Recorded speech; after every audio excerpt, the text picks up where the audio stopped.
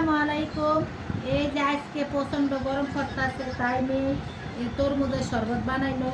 এই যে শরবতটা এখন আমি টেস্ট করব, শরবতটা কেমন হয়েছে দেখি দাও।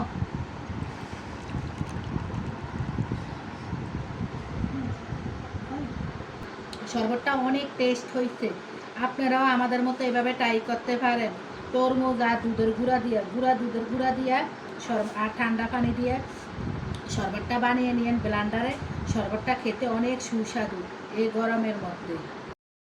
গলা লইতাছি 3,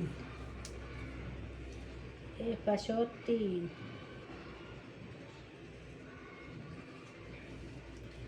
তারপরে লম্বা হইছে 6,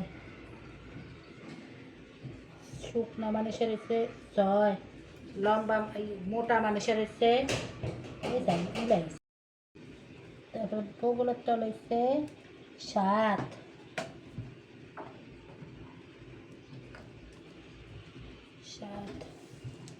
তারপরে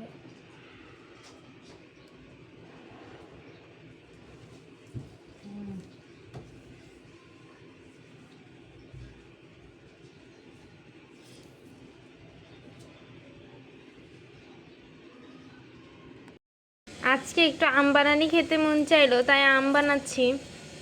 তো কাঁচা আম কুচি কুচি করে কেটে এতে শুকনো মরিচ দেওয়া হচ্ছে।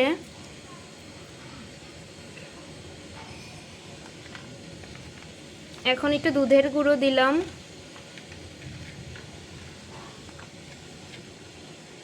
একটু লবণ অ্যাড করলাম,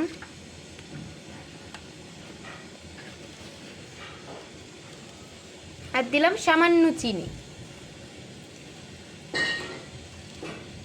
এখন এটাকে নিয়ে মাখিয়ে নিলেই হয়ে গেল আমাদের পারফেক্ট আম বানানি। আজকে পোলাও রান্না করছি, ডিম ভুনা করছি। আর ছেলে পোলাওর সাথে গরুর মাংস ডিম খাবে না, আর কোক তো আনতেই হবে প্রতিদিন। কোক আমার ছেলে কোক ছাড়া চলে।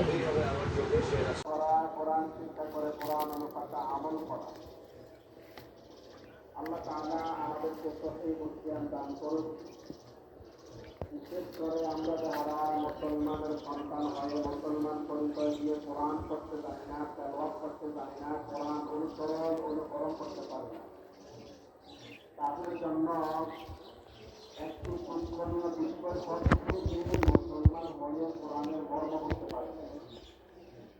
কেননা কোরআনটা হচ্ছে আপনার ব্যক্তিগত, অর্থনৈতিক, সামাজিক, পারিবারিক জীবন প্রতিষ্ঠা, জীবন পরিচালনার জন্য একটি গুরুত্বপূর্ণ গাইডলাইন, গুরুত্বপূর্ণ জীবন ব্যবস্থা হচ্ছে কোরআন। আর আপনার সব ক্ষেত্রে সর্ব অবস্থায় যদি আপনি কোরআন বুঝতে না পারেন, কোরআন মানতে না পারেন, কোরআন বুঝতে চেষ্টা না করেন, তাহলে এটা আপনার জন্য অত্যন্ত দুঃখজনক।